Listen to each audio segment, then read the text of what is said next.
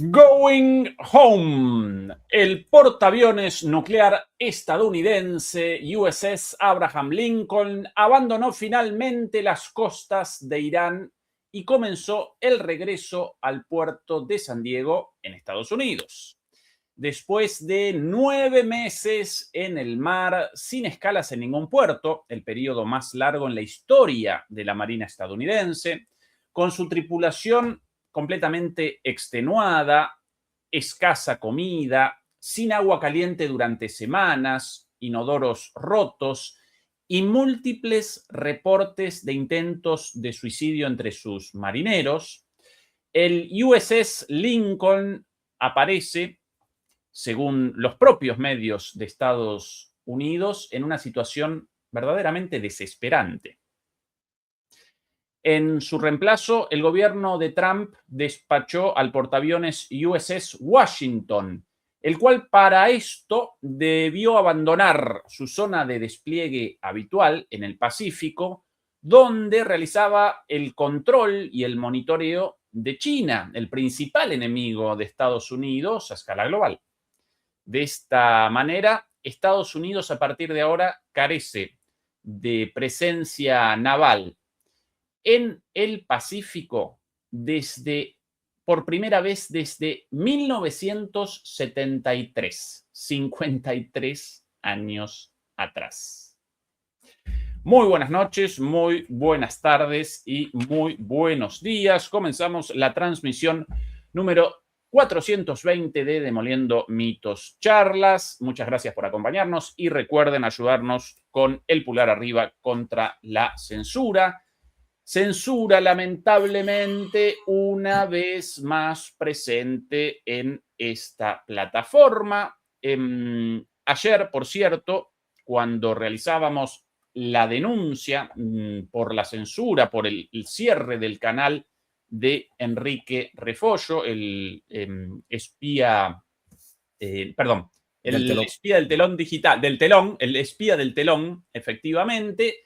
Inmediatamente después de eso, YouTube determinó la desmonetización de nuestra transmisión y, por cierto, hoy me participaron de la noticia, también ligada a la censura, de el cierre del canal Séptimo Piso, conducido por Leila Vitar, quien nos acompañaba esta mañana, o esta tarde, mejor dicho, aquí en Europa, en nuestro resumen geopolítico semanal.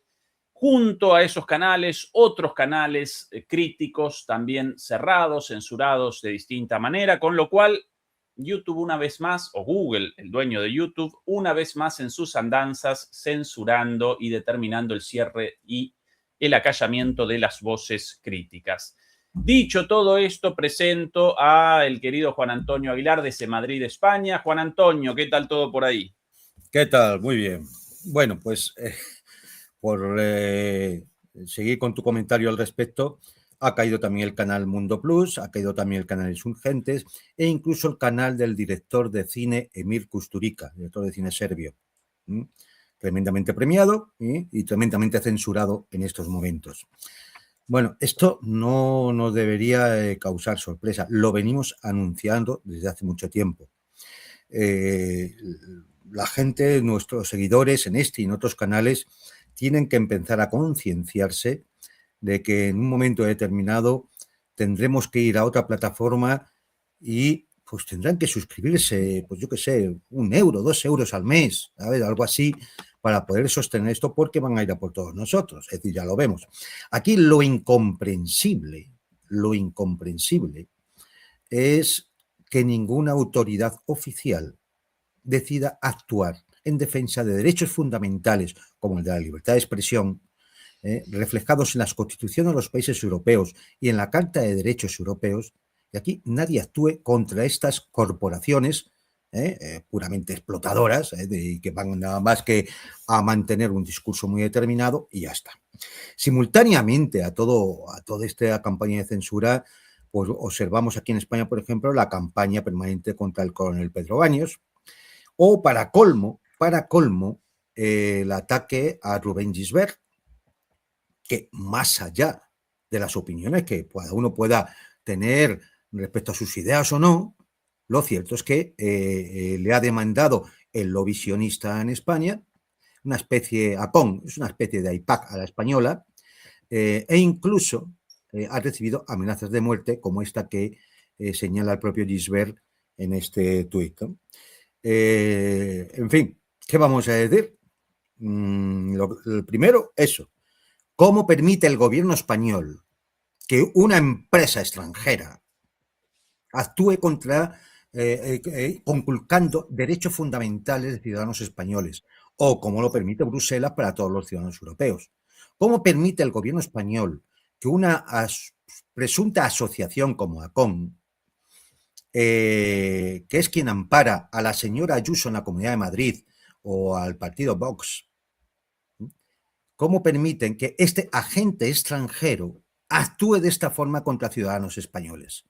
Yo le pediría al gobierno, al presidente del gobierno, Pedro Sánchez, que actuara en consecuencia, ya que él se ha opuesto al poder desorbitado de las tecnológicas o respecto a lo que ha ocurrido en Gaza y en todo el Oriente Medio, cómo permite que agentes extranjeros como estos actúen impunemente contra ciudadanos españoles.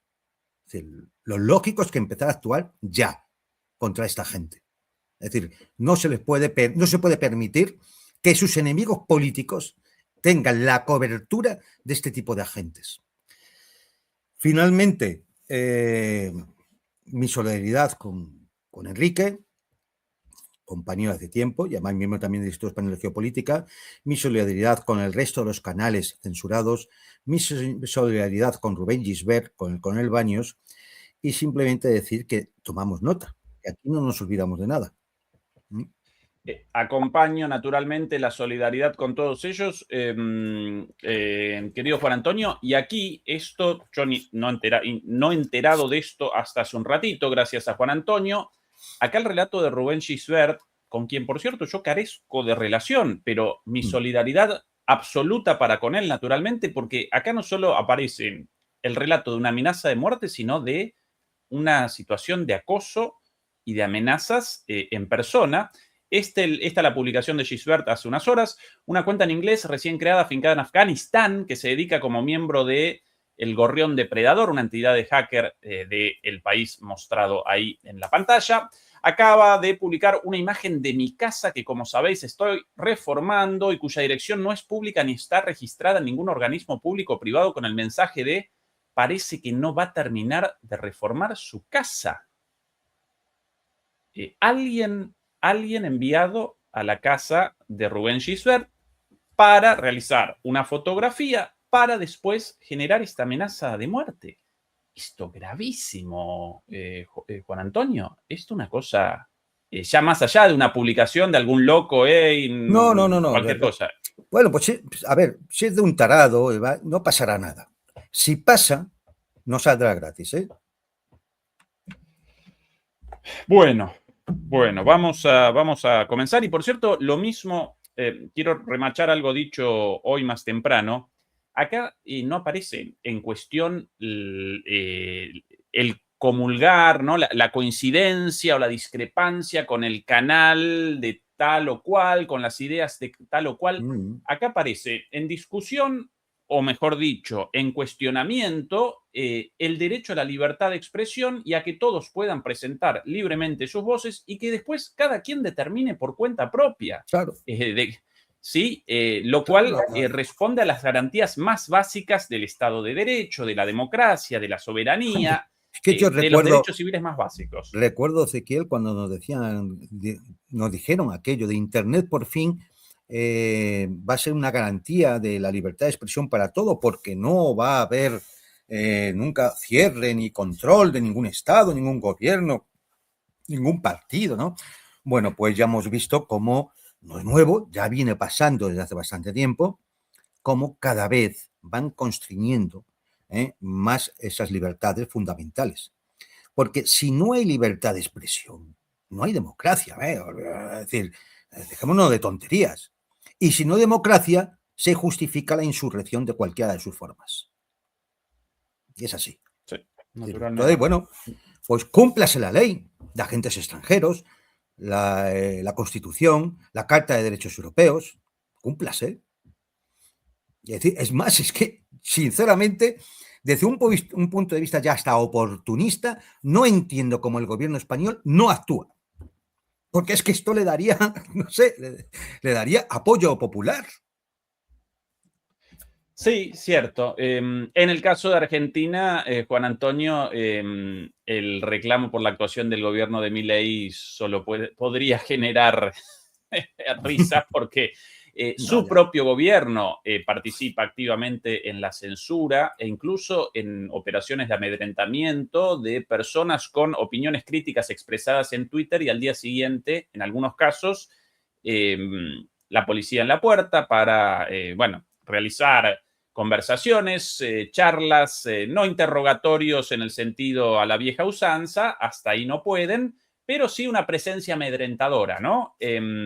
Por cualquier opinión contraria al gobierno, pero sí, la ley establece claramente en todos los países más o menos dotados de un orden constitucional, de la vocación al menos formal de un Estado de Derecho, todos presentan garantías constitucionales frente a esto. Por ende, los estados, los gobiernos y los sistemas judiciales, los poderes judiciales deberían reaccionar a esto sin lugar a dudas. Dicho esto, estimado, redondeando esta cuestión tan importante para todos y para nosotros como canal, naturalmente también, comencemos, Juan Antonio, con el tema principal del día de hoy, retratado muy bien aquí en esta columna de un medio estadounidense, nada más y nada menos que NBC News. El USS Lincoln, el portaaviones USS Lincoln, regresa a casa tras un despliegue prolongado en Oriente Medio. Los miembros del servicio y sus familias se habían quejado del deterioro de la moral a bordo del barco a medida que su misión se extendía para apoyar la guerra contra Irán. 9 meses, aquí bueno, por aquí imágenes de Lincoln, seguramente. Bueno, está una madre, bueno, 9 meses allí, Juan Antonio, reportes de intentos de suicidio, uno de ellos confirmado oficialmente, carencias básicas como la falta de agua caliente durante semanas, raciones de comida escasas, inodoros rotos. Las duchas. Sí, sí. Las mujeres sin tampones, por ejemplo, las marineras sin los más básicos insumos de higiene. ¿Qué análisis realizás de esta situación, estimado Juan Antonio? Bueno, verás, es que el análisis yo creo que hay que elevarlo un poco, porque alguien se podría preguntar, bueno, ¿y esto es decir, cómo puede pasar? Es decir, yo que ya comentamos en algún programa que el despliegue normal en situación de paz de un grupo de ataque naval, pues suelen ser 3 meses, 90 días, ¿no? Ya si es una situación de guerra, se amplía a 6 meses teniendo en cuenta la tensión, la fatiga psíquica, el agotamiento de la marinería, porque lógicamente, además estás en una situación de guerra donde, es decir, el trabajo no se acaba en todo el día, estás permanentemente, ¿no? Por eso, bueno, se amplía a 180 días, se supone que el personal está entrenado para eso, ¿no? Pero es que tanto el Gerald Ford, que fue el primero que tuvieron que retirar, como el Abraham Lincoln, es que llevaban en más de 270 días. Es que el Gerald Ford venía de meses de despliegue en el Caribe cuando el asunto de Venezuela. Y lo mandaron para el Golfo Pérsico. Realmente lo mandaron para el Mar Rojo. El Abraham Lincoln lleva ahí más de 270 días. Y ahora mandan al George Washington a sustituir al Abraham Lincoln, que no viene de puerto, viene del tiempo de despliegue que lleva en el Pacífico. Y claro, uno se tiene que preguntar, o sea, primero, ¿dónde está el resto de portaaviones? Que están en puerto, ¿no? Se supone que serían los grupos navales de reserva para ir a refrescar a las tropas que están desplegadas, al grupo naval que está desplegado. Y segundo lugar, ¿qué pasa con la logística? Es que no hay forma de llevarle al portaaviones alimentos, medicinas, jabón, es que falta el jabón. Es que faltaba el jabón. Pasta de dientes, en fin, todo este tipo de cosas que la logística está obligada a sostener porque es fundamental para el mantenimiento de las tropas en la primera línea de frente. Y esto, el que no entienda esto, es que no sabe nada de arte operacional militar, ni de operaciones tácticas, ni de cuestiones estratégicas. No sabe nada. Yo sé que hay gente que se dedica exclusivamente a ver si ha habido un avance de 1 kilómetro no sé dónde, o el asalto a no sé qué sitio, demás. Y hombre, eso queda muy bien, y en muchos canales pues da visualizaciones porque es muy rimbombante y se ven las bombas caer y este tipo de cosas, ¿no? Pero la realidad es que la guerra no funciona así. Tú puedes tener 200.000 hombres en un frente que, como todos los días no les lleves agua, comida, las medicinas necesarias, el municionamiento, las piezas de recambio, el mantenimiento de los uniformes, el combustible, como tú todos los días no estés permanentemente surtiendo de eso, la fuerza que está en primera línea de combate deja de poder operar. Si el soldado no come, pues a los 3 días está que no puede con el fusil. Y si un marinero está en esa situación, ya no es solamente la tensión, la fatiga psíquica, es que además la moral se hunde porque ve que está en unas condiciones miserables. Y se preguntará, como nos lo preguntamos nosotros, ¿pero por qué llevo yo aquí más de 270 días cuando hace ya 90 días que me tenían que haber refrescado, me tenían que haber sustituido por otro grupo naval? Y se tiene que hacer esa pregunta. Y ya que estoy aquí, ¿por qué no llega la logística completa y surte al portaaviones y al resto de buques con lo necesario para continuar una vida normal dentro de que estás en una zona de conflicto, ¿no? Esta es la gran pregunta. Y aquí es donde yo creo que se están viendo las costuras de la crisis estructural que tiene el complejo de defensa norteamericano, que no es una cosa puntual que haya pasado en el Abraham Lincoln, o una cosa puntual que haya pasado en el Gerald Ford, o una circunstancia que se ha dado que nadie se había dado cuenta. No, aquí estamos ante otra cosa. Aquí hay una crisis estructural multidimensional que además está produciendo vulnerabilidades estratégicas acumuladas. Y los ejes de esta crisis son las dependencias estratégicas, el colapso logístico, el despilfarro del presupuesto y el declive industrial de los Estados Unidos. Es decir, esos 4 puntos. Y si se analizan esos 4 puntos, uno acaba entendiendo la mala situación en la que se empiezan a encontrar. Porque, claro, esta crisis al final se manifiesta simultáneamente y a la vez, por eso digo que son vulnerabilidades estratégicas acumuladas en la cadena de suministro, en el sostenimiento operativo de las unidades militares, en la capacidad industrial para poder hacer frente a esas operaciones, la disciplina fiscal y la transparencia institucional, que tampoco existe. Porque si en estos días que estábamos diciendo todas estas noticias, vi a los marineros en comunicación con sus familias y sus familias con los medios de comunicación y con congresistas, pues te encuentras a un Peter Hesed que lo que te viene a decir que todo esto son noticias falsas, fake news, son bulos. Parece que se han educado en los medios de comunicación occidentales, ¿no? Y claro, Juan Antonio, perdón, ¿cuáles los 4 otra vez, los 4 puntos pues mira, de esta debacle estratégica? Las dependencias estratégicas, que ahora las comentaremos brevemente, para no alargarnos, pues daría un programa de 8 horas. El colapso logístico, el despilfarro presupuestario y el declive industrial. Bien.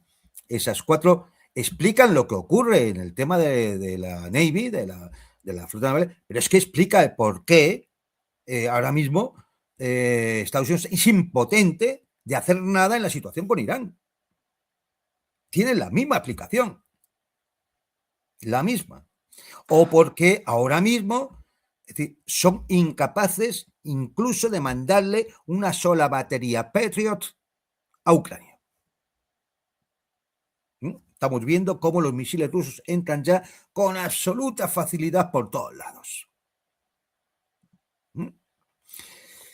Bien, pues comento muy brevemente un poco lo que es cada uno de estos factores y luego así ya continuamos. El primero es de la dependencia estratégica. Hombre, ¿de quién se depende? Pues de los minerales críticos. Fundamental el antimonio, que es necesario para los semiconductores, para las municiones, como retardantes de llamas. El galio, como para los semiconductores avanzados, para la electrónica de precisión, para los radares. El germanio, para la fibra óptica, la visión infrarroja, las celdas solares militares. El tungsteno, penetradores cinéticos en las cabezas de los obuses, munición antiblindaje, aleaciones de alta densidad para determinados sistemas de armas. El telurio, detectores de infrarrojo, celdas solares de película delgada, de determinadas aleaciones para sistemas de armas. He dicho 5, podríamos seguir más. He dicho 5 porque estos además ya son críticos porque efectivamente están bajo niveles críticos en Estados Unidos.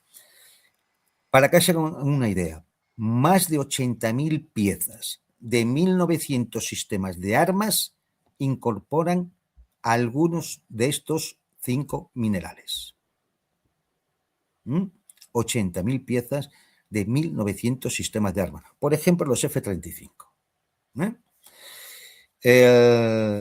Es decir, por dar una cifra redonda, el 78% de los sistemas de armas del complejo militar norteamericano están impuestos a sufrir carencias y déficit de estos minerales críticos. Claro, ¿qué ocurre? Que, por ejemplo, la Navy, la Armada, depende de estos minerales en un 92% de sus sistemas de armas. En un 92%. Incluso el F-16 o los misiles intercontinentales Minuteman III o los submarinos de la clase Virginia están entre los que afectados por el déficit de estos minerales críticos. ¿Y quién tiene esos minerales? China, el principal adversario de los Estados Unidos. China. 90%, en el caso del galio es el 98% de la producción mundial, producción refinada, quiero decir, no es que no haya mineral de galio en otros sitios, sino que al final eso hay que tratarlo para sacar el metal, ¿no? Es decir, y eso se hace en China, el 98%. Estados Unidos prácticamente no tiene producción ni de galio ni de tungsteno. Es decir, en concreto en estos dos, la dependencia es absoluta. ¿Y por qué esto ha ocurrido así? Hombre, pues porque como el complejo militar industrial norteamericano está basado en empresas privadas, ¿para qué iban ellos a invertir en producción propia si era más barato comprárselo a los chinos? Así, pues nada. Ya que los chinos hagan el trabajo sucio, lo refinen, un trabajo intensivo en energía, que además con bajos márgenes de negocio, y se le compraba el mineral ya, o sea, el metal ya a bajo precio. Magnífico. ¿Qué se hizo? ¿Qué significaba esto? Bueno, pues optimizar el costo por la eficiencia y cada comercial, digamos, del complejo militar industrial, ¿qué es lo que hacía? Pues ir a China, elegía la pieza de menor costo, porque era lo más racional a nivel local. Claro, oye, una empresa privada, pues es decir, si me cuesta menos, pues magnífico, ¿no? Más ganamos. Y esto era conocido por las administraciones norteamericanas.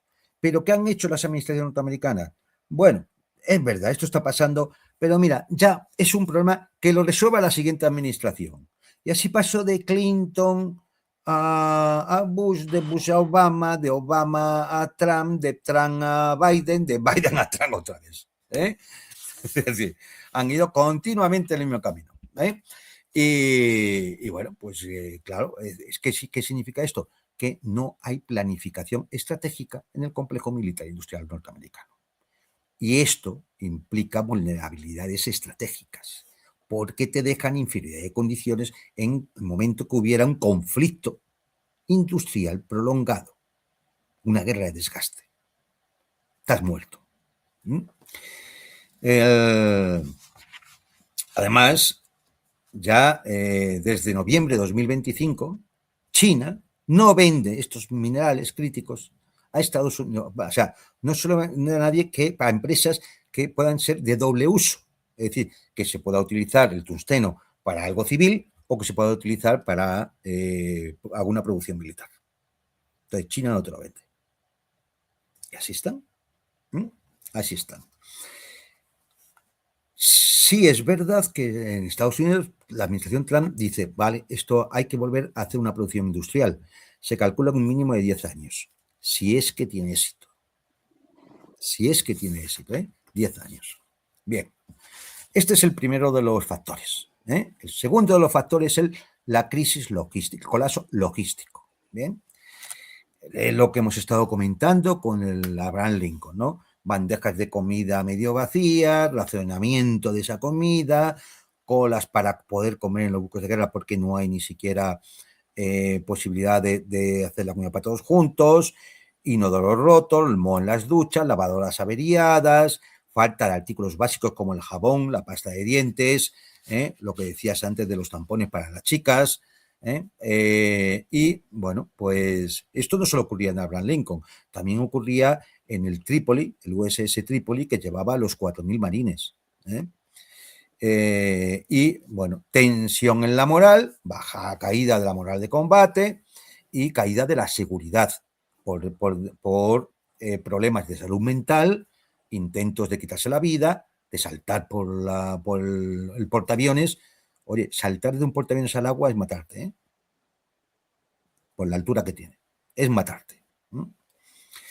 Y bien, y oye, ¿y dónde está el problema? El problema está en la estructura de la Fuerza Logística de Combate, la llamada CLF, Fuerza Logística de Combate, que es una flota dedicada de buques de suministro, que manda el Comando de Transporte Marítimo Militar de los Estados Unidos, y que son buques que navegan junto a los buques de guerra para transferir combustible, alimentos, municiones y toda clase de suministros. Bien, hay tres tipos de esta fuerza logística de combate, que son los TAO, que esto lo único son petroleros, el abastecimiento de combustible, ¿no? Los TAKE, que son de carga seca y transportan municiones, repuestos, alimentos, y otros que son más pequeños, que son para apoyo rápido en el combate del grupo que esté desplazado en la zona de operaciones, ¿no? Bien, pues esta CLF cuenta actualmente con 34 buques, los mismos que hace una década. ¿Qué ocurre? Que cada vez están más viejos, necesitan más mantenimiento y han sufrido un declive gradual en la práctica.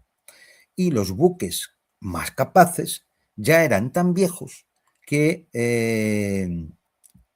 los han ido quitando, los han ido desguazando. Es decir, ya en 2010 solo quedaban 4 grandes buques de apoyo rápido de la clase Supply, o solo quedan 2.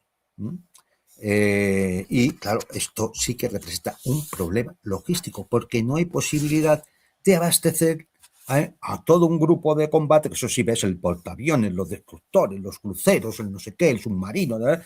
Y luego nos llega un sándwich. Es decir, claro, reemplazar aquellos buques que tenían de apoyo logístico, pues ahora necesitan un buque cisterna y un buque de carga seca para hacer lo mismo que hacía uno de aquellos buques.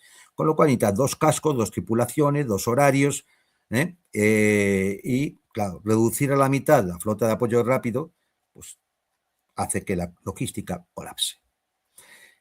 Para que os hagáis una idea, los buques cisterna que están utilizando, algunos datan de la década de 1980.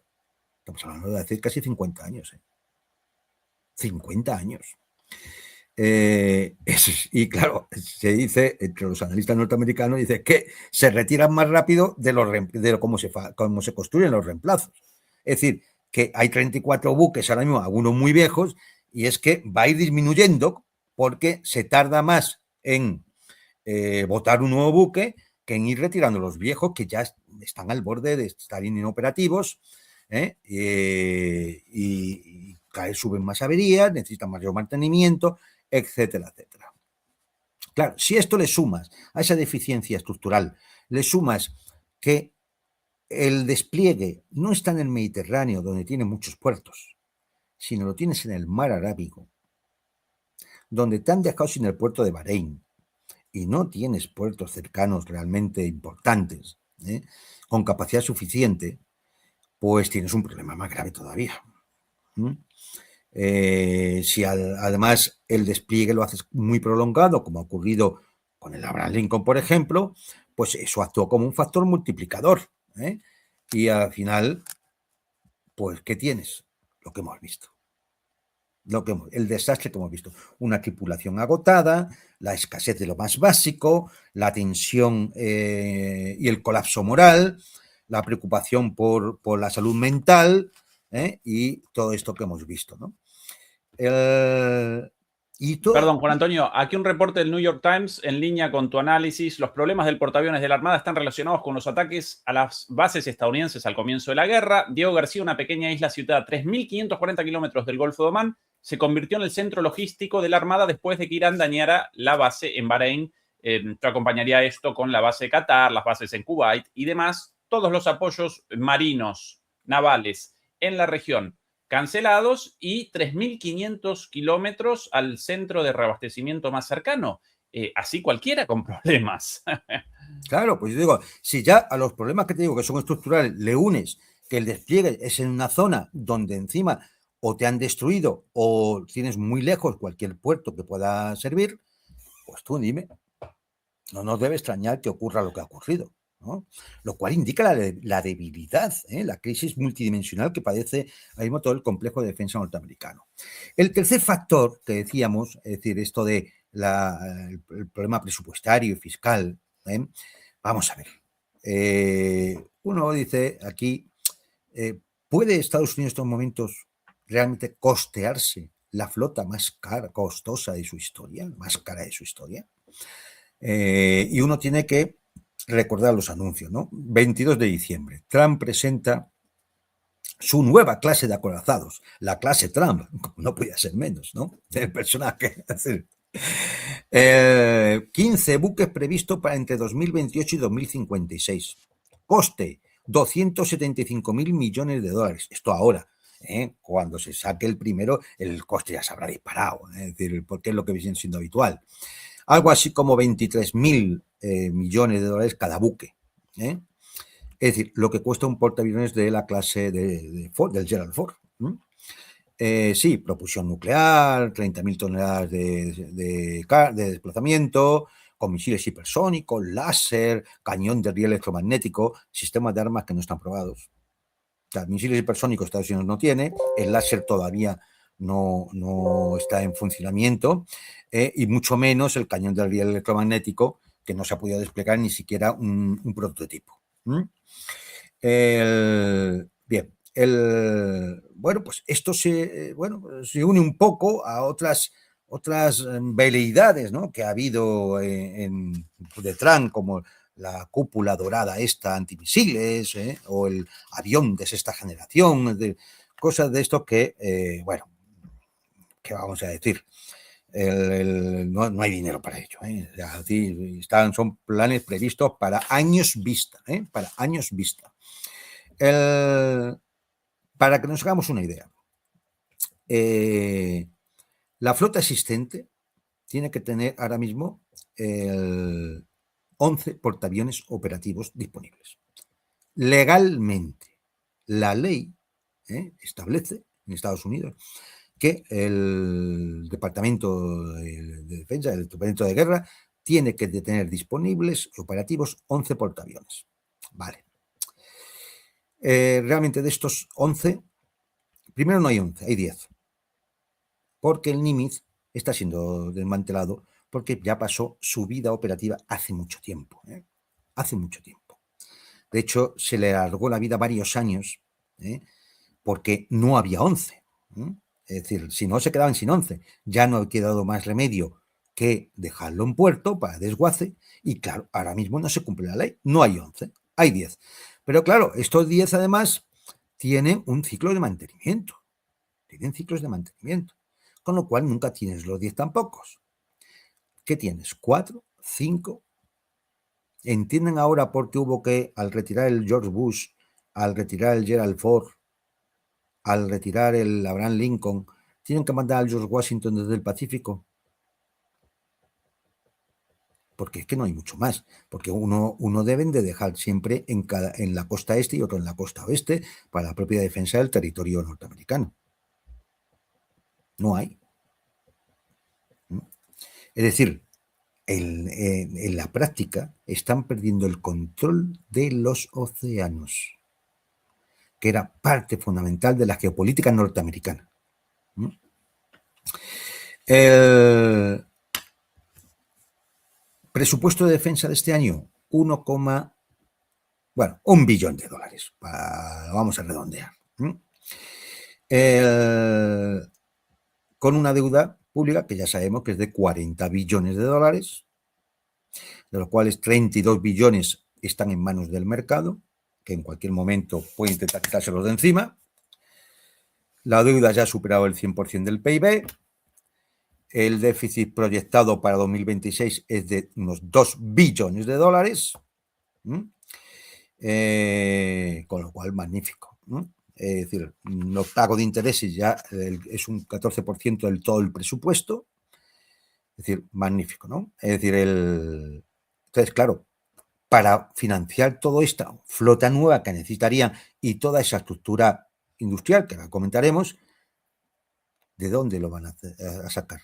De más deuda. Un país que financia su despliegue de poder global con deuda creciente, pues no tiene gran futuro, ¿eh? Es decir, el cuarto factor es el declive industrial.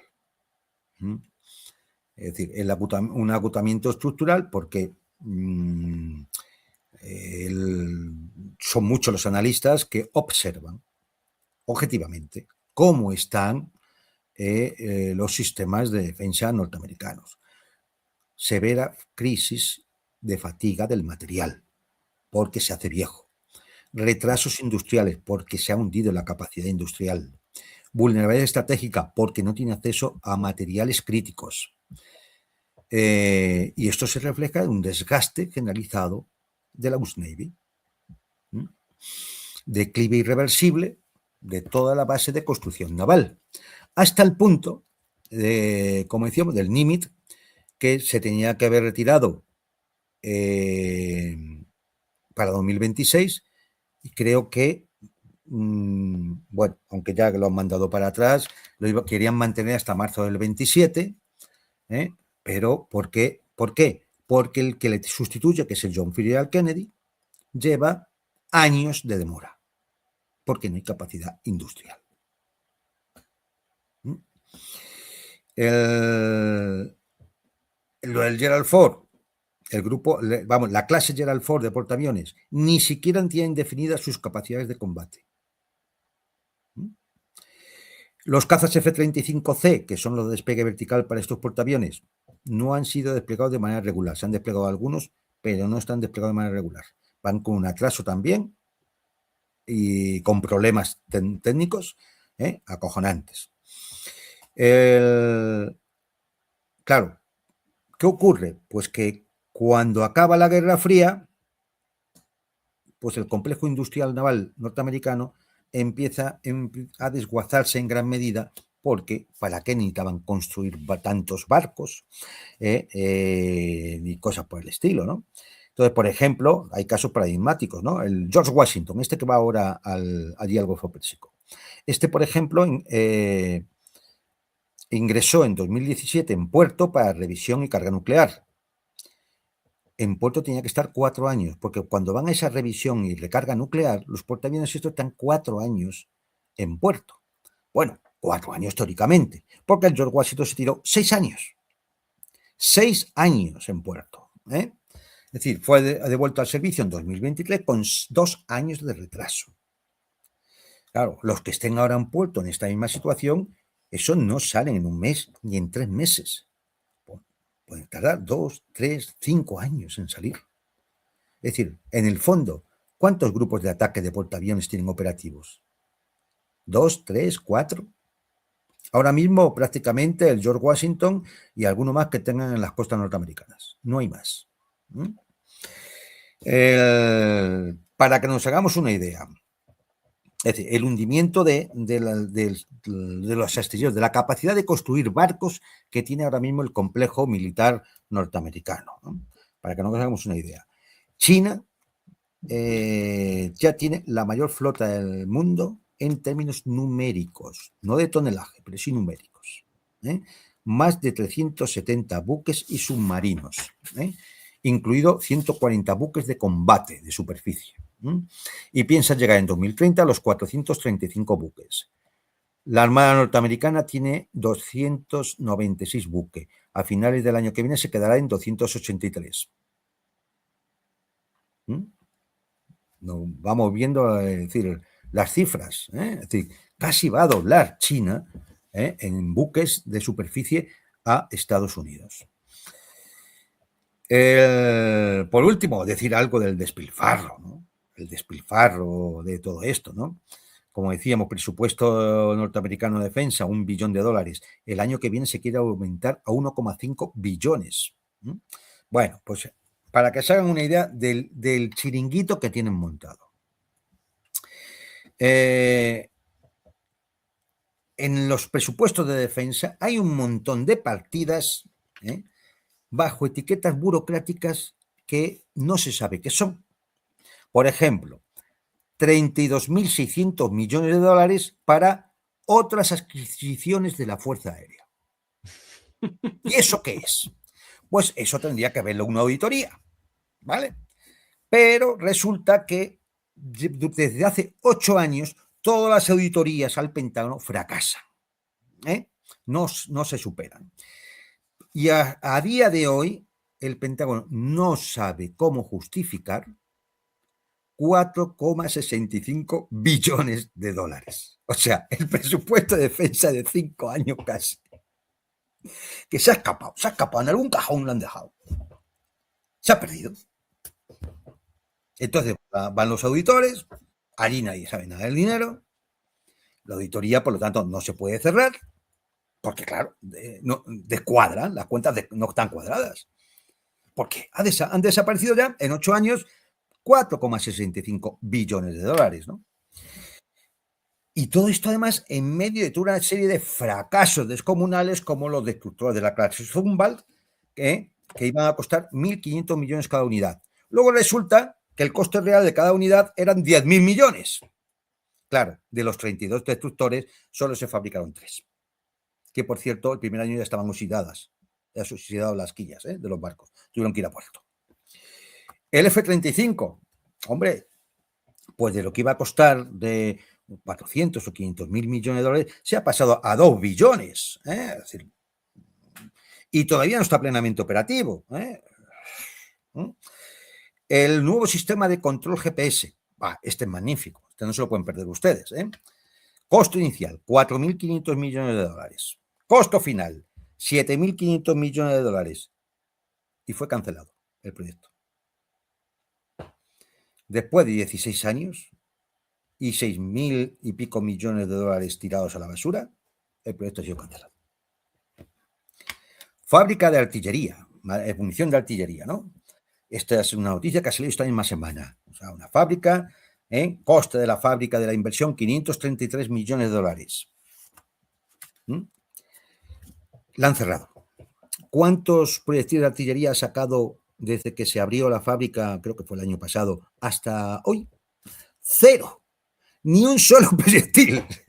O sea, ni un solo proyectil. Es decir, alguien ha robado los 533 millones de dólares. ¿No?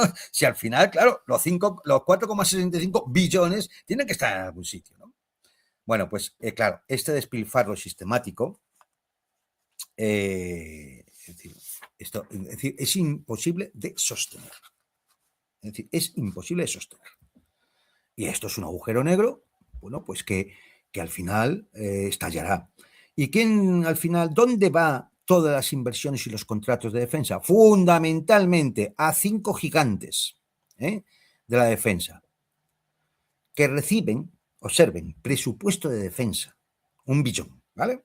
$1 billón. De ahí tiene que salir los salarios de los soldados, de los oficiales, de los mandos, el mantenimiento de los acuartelamientos, de las bases militares, el dar uniformes, dar de comer a los soldados, es decir, mantener su salud, es decir, todo esto, ¿vale? Bueno, pues de ese billón, los 5 gigantes de defensa, Lockheed Martin, Boeing, General Dynamics, RTX y Northrop Grumman, se llevan casi 800.000 millones. O sea, del billón, el 80% se lo llevan 5 empresas. y el otro 20% para mantener todo el ejército. ¿Alguien se extraña de que pase lo que pasa? Y probablemente el otro 20% en retornos, ¿no?, de corrupción claro, para los funcionarios, ¿no? Claro, efectivamente, ¿no? Es decir, con lo cual, hombre, vamos a ver, es decir, es evidente que si a todo esto además le sumamos los conflictos de intereses, que son claramente corrupción, como Trump beneficiándose de las acciones de Palantir porque sabía que le iba a dar los contratos del Pentágono, o como Donald Trump Jr. y Eric Trump obtienen millones en inversiones en empresas de armas y tecnología a sabiendas de dónde van a dirigirse las cosas. Es decir, todo esto es realmente impresentable, ¿no? Claro, como todo esto es impresentable, pues la única forma de taparlo es eliminando la oficina del director de pruebas operacionales y evaluación, que es un poco los que tienen que supervisar todo esto. Primero, Trump lo redujo de 126 empleados, o sea, que trabajaban allí, los ha reducido a 30 y ha eliminado 90 programas de supervisión, para que así que nadie busque en los cajones donde no tiene que buscar, ¿no? Y para colmo, la página web del Pentágono ha eliminado 25 años de informes de pruebas de armas. No sea que nos demos cuenta de que alguna de estas grandes empresas, o las 5 grandes empresas, le están tomando el pelo a los norteamericanos, vendiéndole un sistema de armas que son realmente muy caros, muy difíciles, o sea, muy caros de fabricar, de mantener, y además con una eficacia bastante dudosa. Ejemplo, los misiles Patriot, ¿no? En fin, 5 patrones estructurales que hemos comentado. Esto daría para hablar horas, ¿eh?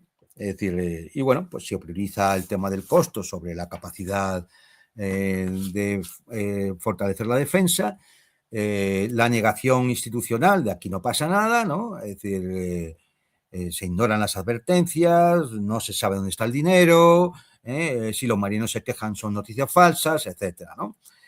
La paradoja de un dinero abundantísimo, $1 billón, pero con una capacidad de producción muy escasa. No hay refinerías de galio, no hay astilleros suficientes, no hay submarinos, no se construyen submarinos al ritmo suficiente, $4,65 billones que desaparecen. ¿Qué puede salir mal? ¿Qué puede salir mal? ¿Alguien se puede extrañar entonces?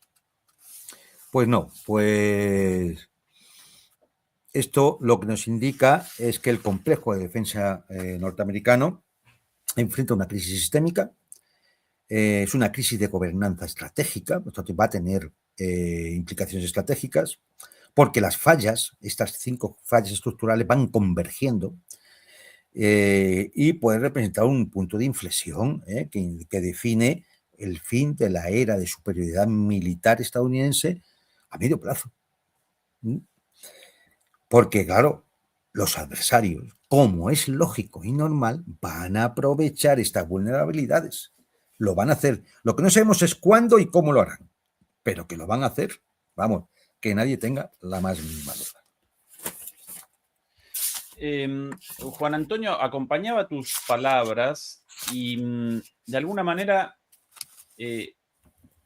lo que vos recién presentabas con muchísimo detalle como una crisis estratégica militar, en gran medida aparece también como la crisis imperial de Estados Unidos, en el sentido no ya solamente militar, evidentemente, porque estás concatenando el análisis económico, el análisis político, incluso el análisis cultural, con una cultura de la corruptela corporativa ya metida hasta el tuétano en el Estado, la desindustrialización. Acá evidentemente todo aparece de la mano, ¿verdad? Claro, La claro. debacle militar, económica, política, todo. Hay que decir que generalmente los imperios suelen caer por colapso interior.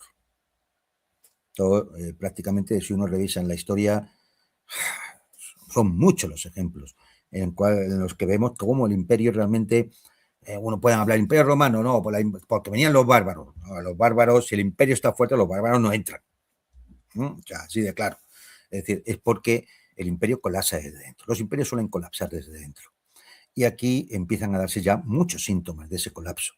Es decir, claro, cuando un imperio está al borde del colapso, es un momento muy peligroso. Muy peligroso. Primero porque se puede crear una situación de absoluta inestabilidad global, por el vacío que puede dejar un momento determinado el imperio. Pero luego además también por el intento de ese imperio de sobrevivir como hegemón, puede intentar dar coletazos muy peligrosos. Y en un mundo nuclearizado, esos coletazos son más peligrosos todavía. Quizá por eso el principal valor que hay que darle a las potencias emergentes que confrontan con Estados Unidos en estos momentos, como son China, Rusia, incluso podemos meter a Irán y la India, sea la paciencia estratégica. Es decir, esperar que el colapso se vaya produciendo y sea tranquilo, porque a lo mejor en otras circunstancias nos podríamos ver abocados a una situación muy peligrosa de enfrentamiento nuclear. O sea, hay que tener mucha sangre fría en estos momentos, viendo cómo está el panorama. Por aquí, dos cuestiones ligadas precisamente a China. La primera, relacionada de manera directa a esto. Aquí el reporte de AP, medio estadounidense. Estados Unidos retira su último portaaviones de Asia mientras Trump centra su atención en Irán y el hemisferio occidental. O dicho de otra manera, la noticia de que a raíz de esta situación, también descrita por Juan Antonio, el último portaaviones en el Pacífico, desplegado allí básicamente para el control de China y la proyección de poder frente a China, abandona ese escenario, con lo cual, por primera vez en 53 años, Estados Unidos carece de un portaaviones en el teatro de operaciones cercano a China. Esto ligado de manera directa, todo el análisis de la decadencia hecho por Juan Antonio aquí determina la ausencia del poder estadounidense, el poder militar estadounidense frente a China, pero aquí algo aparentemente menos directo, pero para mí fuertemente relacionado con toda esta situación. Esta la imagen de Yu Yanxing el día de ayer.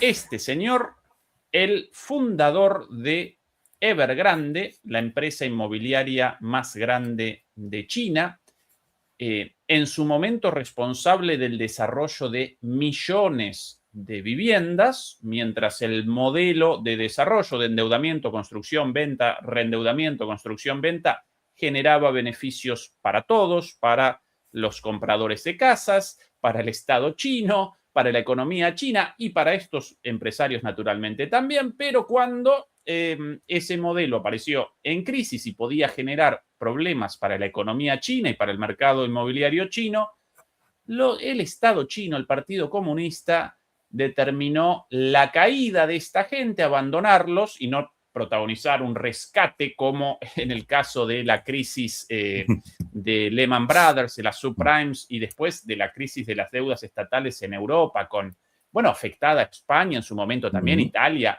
Grecia y demás. Bueno, este señor hoy en China condenado a cadena perpetua, un empresario mega rico, corrupto.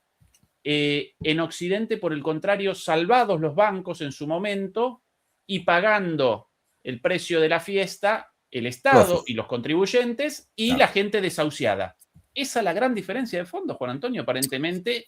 Y como corolario, todo tu análisis sobre la debacle militar de uno frente al otro. Sí, no, evidentemente, detrás siempre de estas cuestiones suele haber también formas de modelo político, de modo de producción y también, claro, de cultura, de la cultura que si al final a quien se premia es al tipo que te dice no vamos a fabricar aquí el galio, mejor se lo compramos a los chinos que será más barato, pues vale, pues muy bien, hoy estarás ganando dinero, pero mañana te puedes encontrar con una situación muy delicada. Sí, tú ponte a construir, oye, muy bien. Claro, cuando has montado una burbuja que va a pinchar y pincha, y ha sido un irresponsable, pues ¿qué quiere? ¿Que lo pague ahora el chinito de la tiendecita de abajo va a tener que pagarte a ti la fiesta?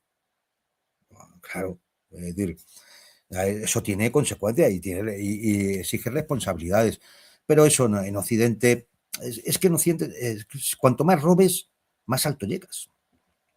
Claro, es que es eso. Es decir, más de los nuestros eres. Es así.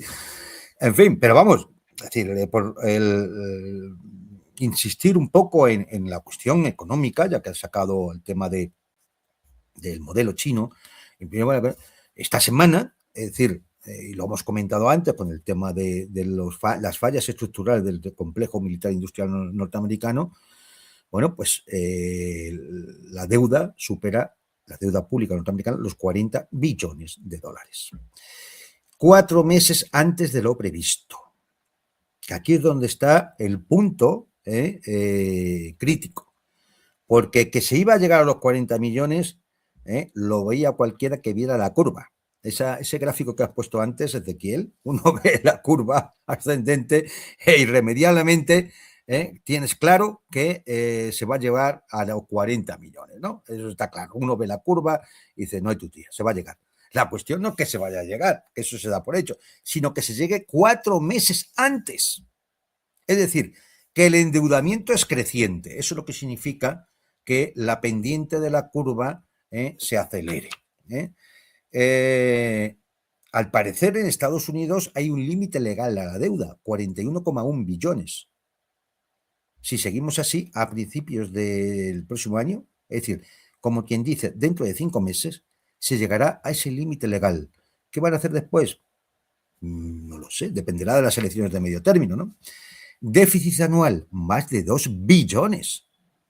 Es decir, es que cada año esa deuda va a aumentar en otros 2 y pico billones. El pago diario de intereses, para que nos hagamos una idea, son 3.000 millones de dólares al día. Más que lo que se dedica al medicar, a la medicina, a la salud. Los intereses acumulados de esa deuda en los últimos 10 meses son 963.000 millones de dólares, casi $1 billón. Es decir, casi tanto como el presupuesto de defensa en 10 meses. Vamos a ver cómo acaba el año.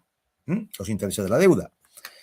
Y todo esto con la presencia de un tipo que en 2016 prometió reducir la deuda en 8 años a la mitad. Bueno, lo que ha hecho ha sido duplicarla. De 2016 hasta hoy, en 10 años, lo que ha hecho ha sido duplicarla. De 20 y poco billones de dólares que en 2016 había, pues ahora ya tenemos 40 billones, ¿no? Y claro, esto ya es la bola de nieve, esto es una máquina del movimiento perpetuo. Es decir, cuanto más se pida prestado, mayor es la deuda, mayores son los intereses, con lo cual hay que volver a pedir prestado. Y entonces tenemos, bueno, pues las señales de estrés con el precio de los bonos del Tesoro, ¿no? Que superan ya los máximos de hace 25 años. Los bonos del Tesoro.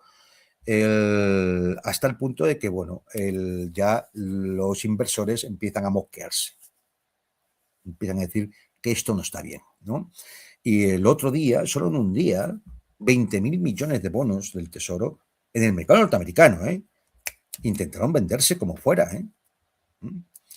¿Por qué? Bueno, pues porque todo el mundo ve que va a haber inflación, porque el estrecho de Hormuz, por mucho que diga Trump, está cerrado, porque las grandes tecnológicas están inundando el mercado con bonos corporativos de ellas para financiar la infraestructura de la inteligencia artificial sin que todavía hayan ganado un solo dólar, todas estas empresas, Google, OpenAI, todas estas, no han ganado un solo dólar, pero tienen el mercado inundado de bonos corporativos, ¿no? Con lo cual, un déficit desbocado, el gobierno que puede hacer, emitir más deuda para cubrir los gastos. Emite más deuda, suben los pagos de intereses, suben. ¿Cómo se va a pagar el siguiente plazo? Pues vuelven a emitir más deuda. Y esto no tiene fin. Esto no tiene fin. Si a esto le sumas que tanto Japón como China están vendiendo bonos de deuda norteamericana como si no hubiera un mañana, porque también se temen lo peor, evidentemente. Pues creo que la cifra que había por aquí es que han vendido en estos días 72.100 millones de dólares en bonos.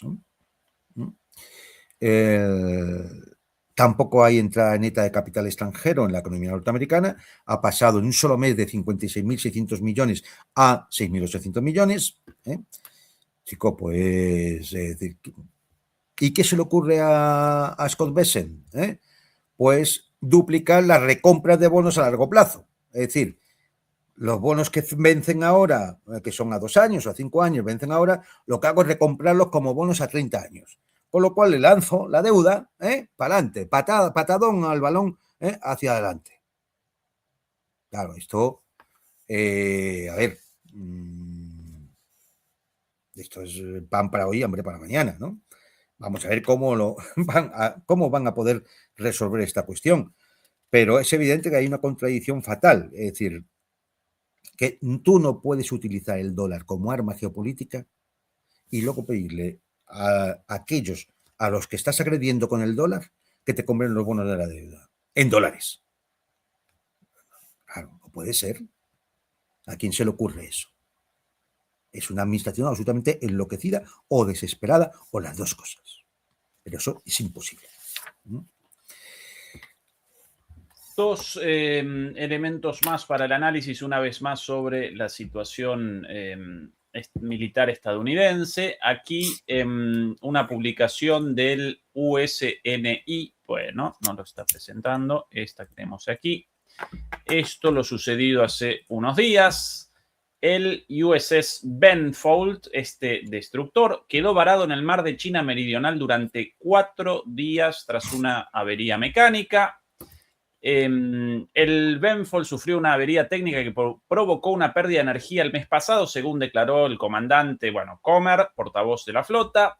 Mientras realizaba operaciones de rutina en el Indo-Pacífico, el destructor de misiles guiado reportó una avería mecánica en sus generadores, lo que provocó una pérdida de energía. No hubo heridos en la tripulación, que demostró resiliencia, determinación, profesionalismo y una franqueza inquebrantable. Sí, pero ahora, sí, síguele, no, ahí. La falta de electricidad dejó a los marineros sin servicio de cocina, sin baños ni aire acondicionado.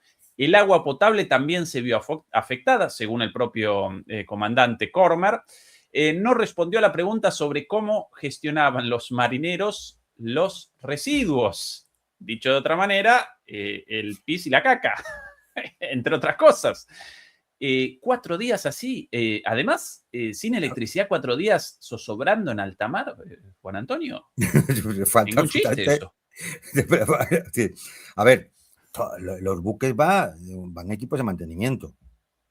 La avería debió ser importante y se debió necesitar para arreglar esa avería, pues seguramente piezas y demás. ¿Dónde estaba la logística? 4 días. O sea, ¿dónde tenía A ver, este barco es del grupo de portaaviones del George Washington, del grupo de ataque del portaaviones George Washington. Por lo tanto, tiene que llevar el grupo de ataque, tiene que llevar sus barcos logísticos. ¿Dónde estaban? ¿No? Es que es incomprensible. Más imágenes por aquí de esta situación. Aquí imágenes del USS McFall, también un destructor de la clase Burke, de la misma clase. Atención, esto en imágenes captadas por un buque pasando por al lado. Atención al estado de este buque de guerra estadounidense.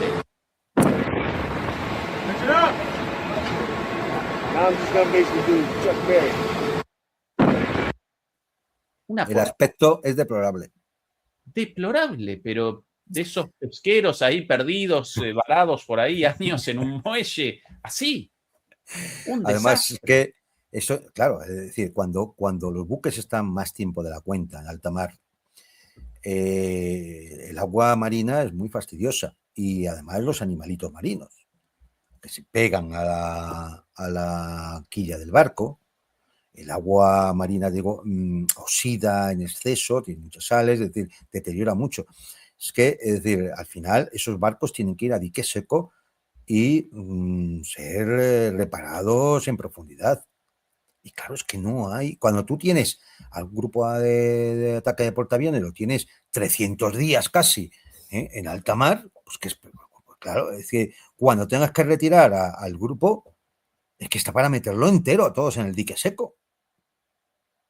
No sé, es decir, digo, yo no soy experto en tema de mar, pero las imágenes te lo dicen todo.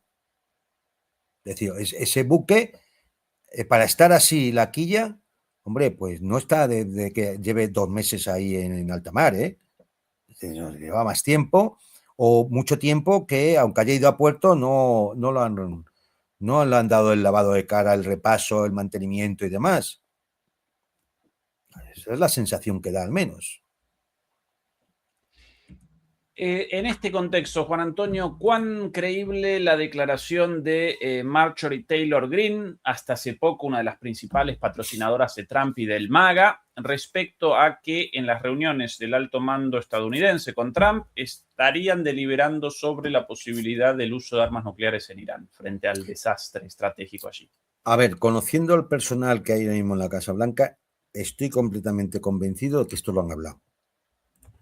No tiene ningún sentido, además, que esta mujer ande mintiendo una cosa además tan grave, ¿no? Yo creo que efectivamente lo han hablado. Yo creo que no, lo que no hay es decisión ninguna de hacer una cosa así, porque me imagino que los propios asesores del Pentágono, más comandados por el general Kane, habrán dicho que eso es una locura, que además no garantiza nada. ¿Qué van a hacer? ¿Lanzar un arma nuclear sobre la ciudad subterránea esa tan famosa donde piensan que están? Es decir, ¿eso es lo que van a hacer? Es decir, a ver, que es que Irán no es Israel.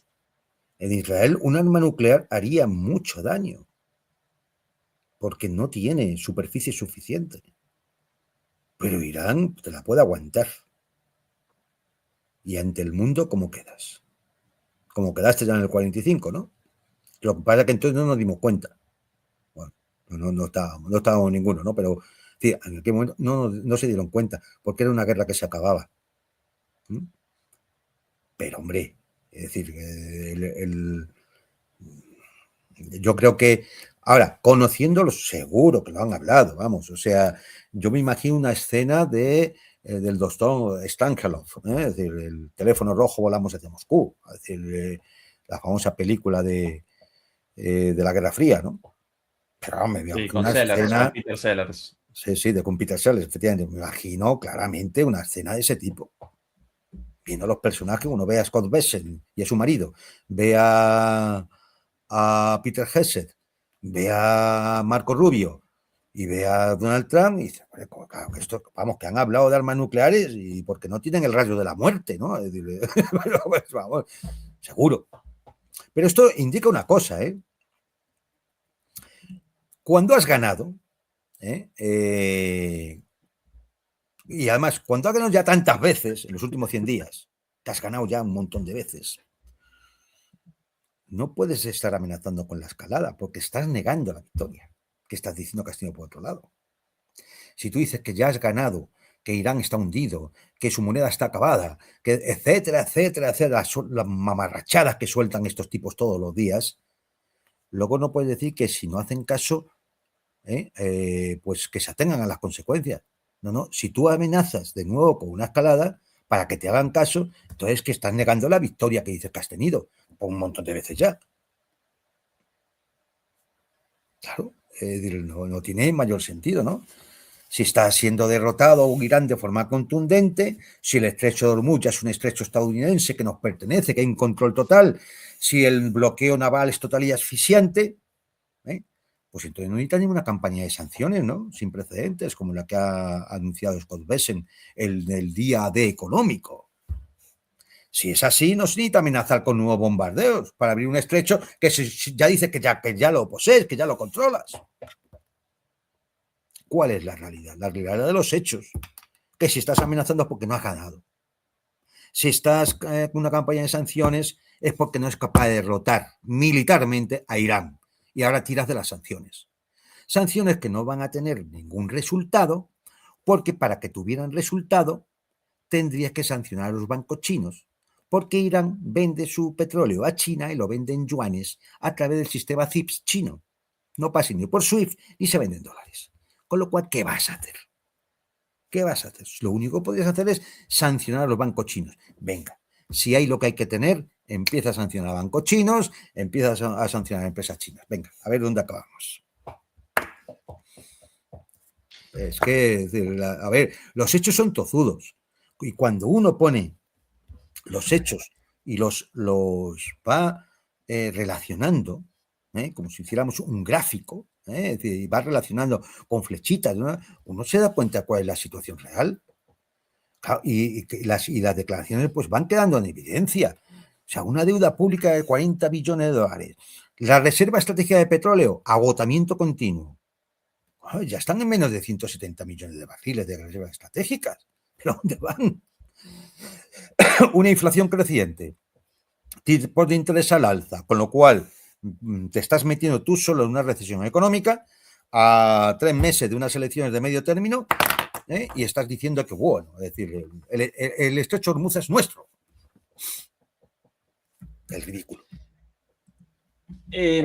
Está generando mucho revuelo la reacción llevada a cabo por este servidor y Fernando Moragón a la entrevista concedida por Daniel Stulin a Pedro Baños, quien aquí presentamos la portada. Reacción, por cierto, disponible únicamente en Patreon. No lo desaprovechen. El enlace a Patreon en la caja de comentarios.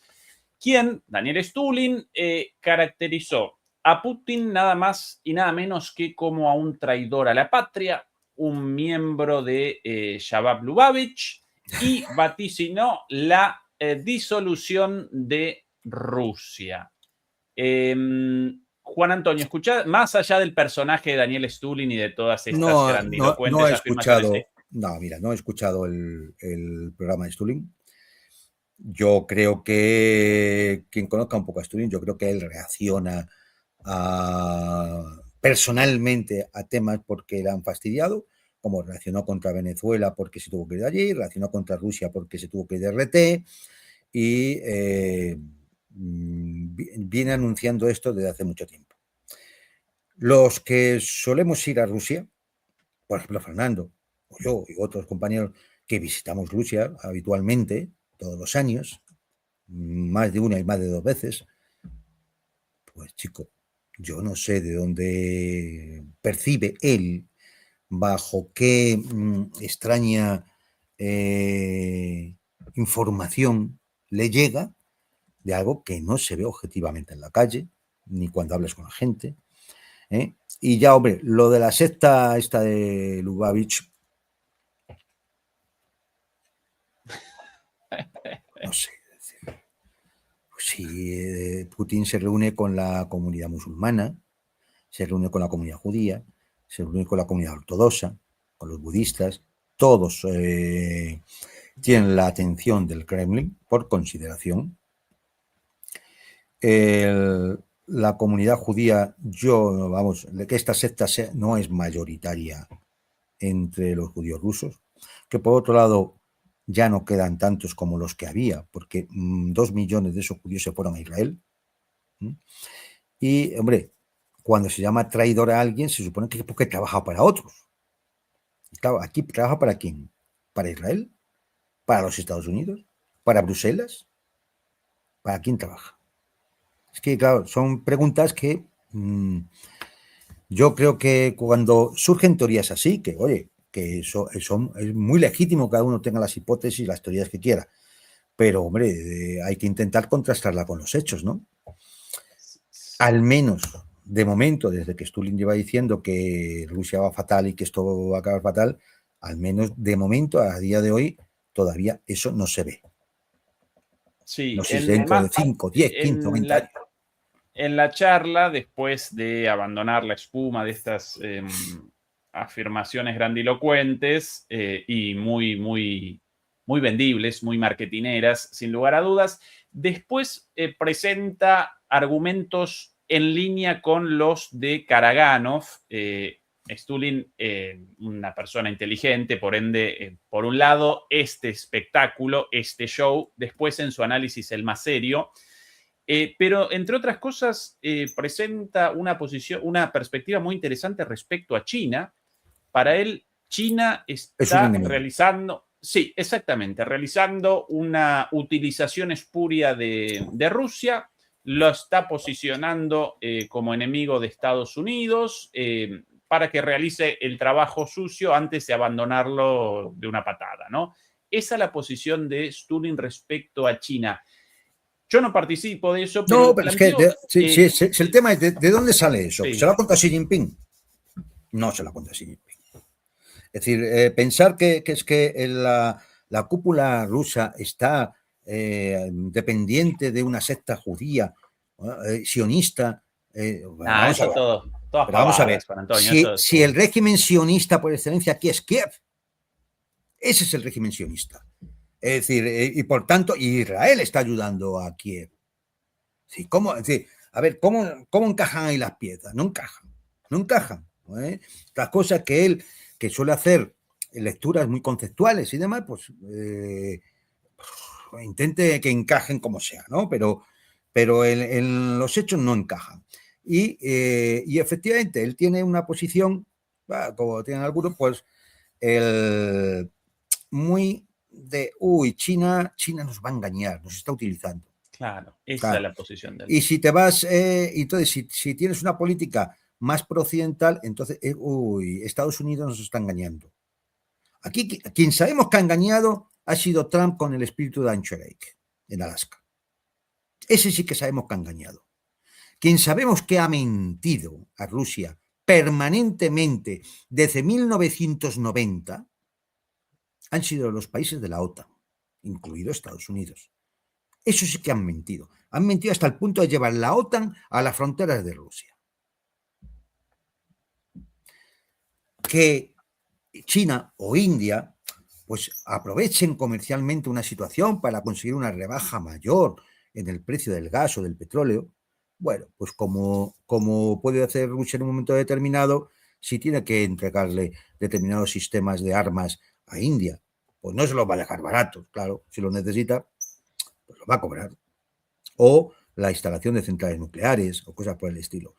Pero de ahí a pensar que es que no, hombre, le está utilizando a Rusia y luego le va a dar la patada. No, hombre, no. Si te sirve, ¿cómo le vas a dar la patada? Pero ¿qué aliados tiene China entonces? Si se quedaría... Imaginé que Rusia cayera bajo la órbita occidental. China estaría rodeada completamente. Rodeada. Y no tendría la salida que ahora mismo empieza a utilizar como la más beneficiosa, que es la ruta ártica. Y esa ruta la tiene porque es aliado de Rusia. Nunca podría darle la patada.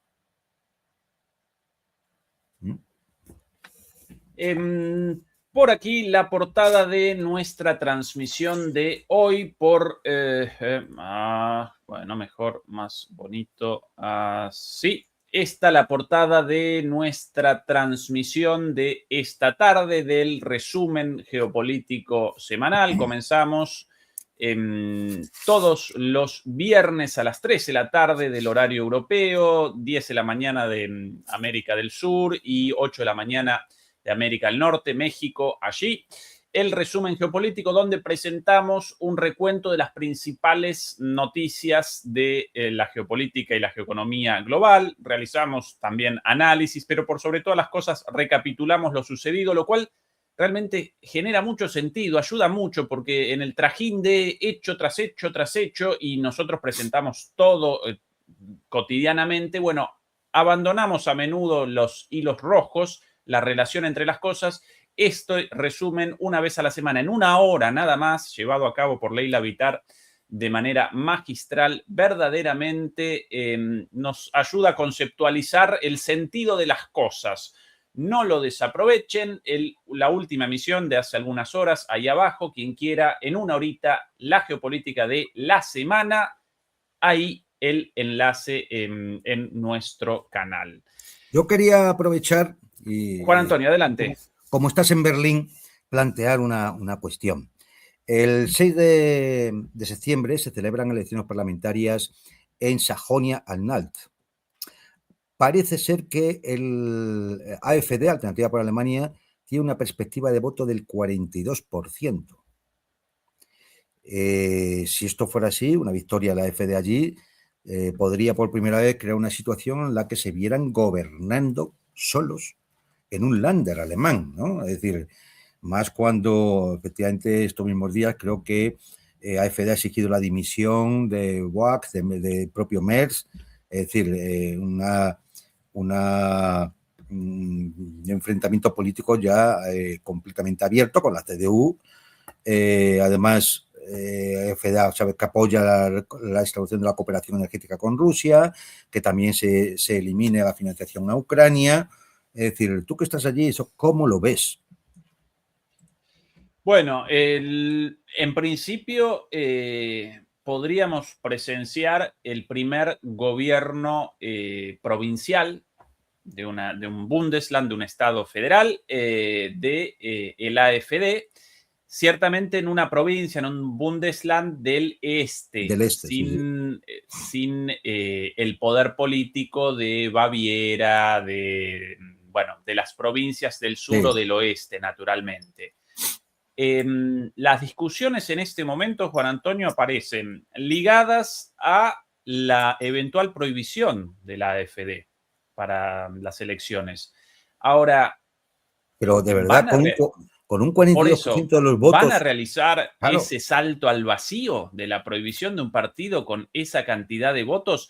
Y más allá de Sachsen-Anhalt, ese estado, a pesar de, en el este presentan cifras mucho más altas. El partido AfD presenta cifras mucho más altas en las encuestas, pero aún así a nivel nacional aparecen primeros ya desde hace tiempo, no con una gran diferencia, pero sí como el primer partido. La prohibición del primer partido, Juan Antonio, representaría un volantazo, representaría una patada al tablero muy fuerte. Más allá de esto, en el caso de una victoria allí de la AfD, ¿qué efecto podría eso generar en Alemania en sí? Para mí, ahí podríamos presenciar un hecho más simbólico que real, porque la política exterior de Alemania no la determinan los gobernadores, no la determina ese Estado y ni siquiera la determinan los alemanes. Ni siquiera, ni el presidente, ni el... Por eso. Como eventual reemplazo, Merz presenta cifras de rechazo absolutas con manifestaciones para su dimisión, incluso por fuera de los partidos opositores, de movimientos impulsados por ciudadanos libremente. Pero claro, como reemplazo aparecen personajes como Pistorius, por ejemplo, principal candidato al reemplazo.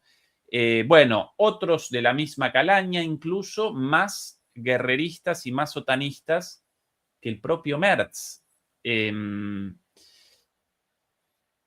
La situación en ese sentido, para mí, sin atisbos de cambio. Mientras tanto, la situación social y económica, Juan Antonio, en Alemania, verdaderamente desesperante. Hoy no presenté imágenes de la situación aquí en mi barrio, con el aluvión repentino de personas sin techo, adictos a la heroína, al crack.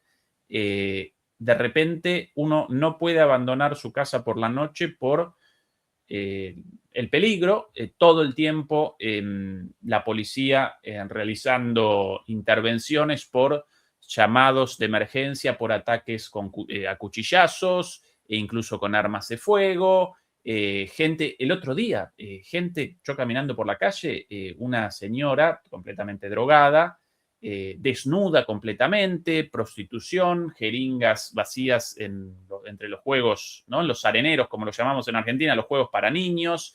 Esto una cosa de Berlín de toda la vida, pero ahora, Juan Antonio, de repente, en cuestión de pocos meses, multiplicado por 3 o por 4, y estadísticamente multiplicado por 3 o por 4. Eso, por un lado, como una muestra de el deterioro aceleradísimo, y por otro lado, cada vez más amigos míos alemanes o conocidos perdiendo sus empleos, o con pequeñas empresas y pronto van a generar el cierre de esas empresas porque ya no pueden generar ingresos con esas empresas suficientes para la vida y van a comenzar la búsqueda en algún otro ámbito.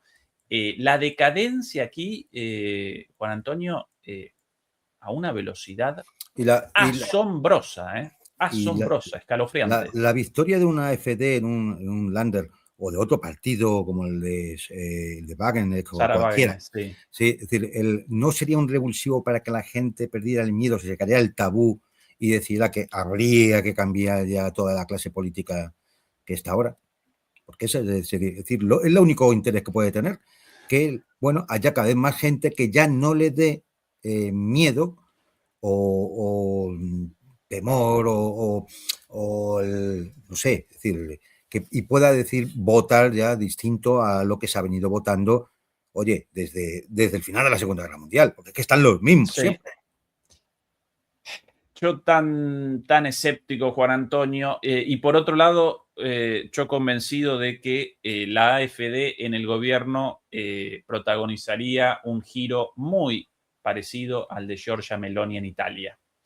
Porque recordemos que sí, la AfD efectivamente rechaza la guerra en Ucrania, el financiamiento, quiere el restablecimiento de relaciones con Rusia, pero en todo lo demás, absolutamente todo, con respecto a la OTAN, con respecto a Estados Unidos, con respecto a Israel, pero mucho más incluso, presenta exactamente las mismas posiciones.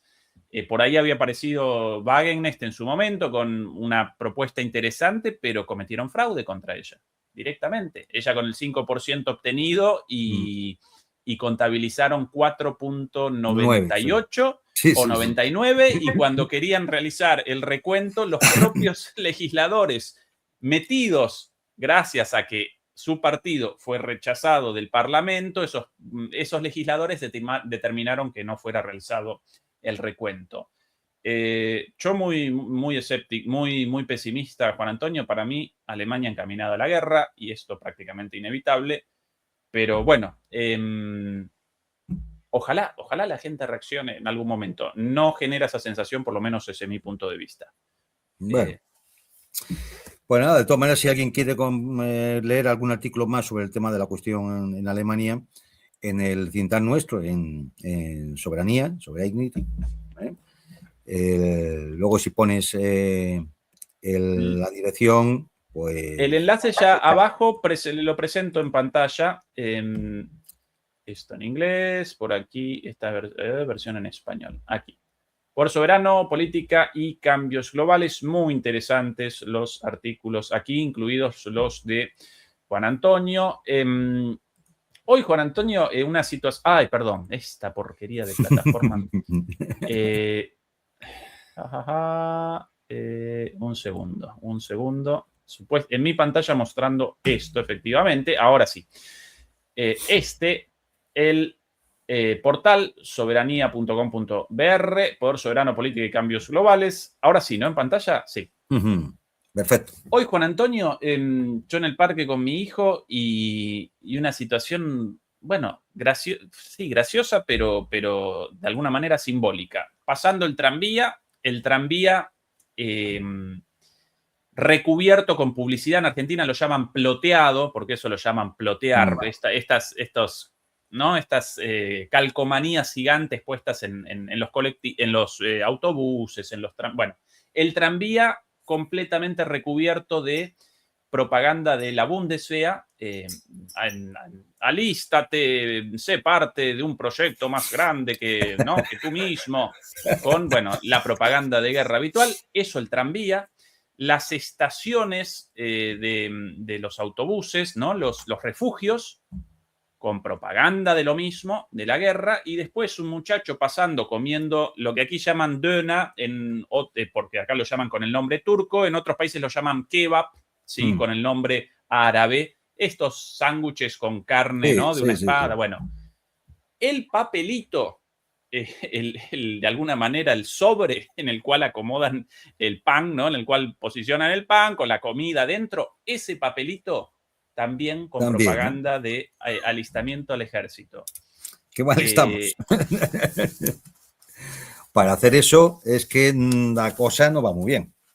Chaplinesco, Juan Antonio, chaplinesco. Por todos lados, propaganda para el alistamiento en las Fuerzas Armadas. Igual querían el envío de gente a la base en Lituania y querían, si no recuerdo mal, 4.000 soldados enviados, sí. Y solo habían contabilizado algo así como 2.000, todavía 2.000 No, pendientes. 536. Bueno, menos 536, todavía. Bastante menos, sí. En cualquier momento, el servicio militar obligatorio reimpuesto de manera efectiva, eso evidente también, ¿no? Me lo temo. Estimado Juan Antonio, como siempre, un placer. La gente puede acompañarte una vez más en el portal Soberanía, también en tu portal geostrategia.eu. ¿Lo recuerdo bien? Sí, señor. Bien. Y una vez más, para el cierre, recordar nuevamente la solidaridad con los canales cerrados, por sobre todas las cosas con el de Enrique Refollo. En lo que puedan, comentarios, difusión, reaccionen, demoledores y demoledoras, porque cuanto más actividad de nuestra parte, más caro el precio de la censura. Así que donde puedan realizar la denuncia, adelante. Esa es nuestra única forma de defensa. Querido Juan Antonio, como siempre un placer, un abrazo y hasta la próxima. Un saludo a todos. Dios.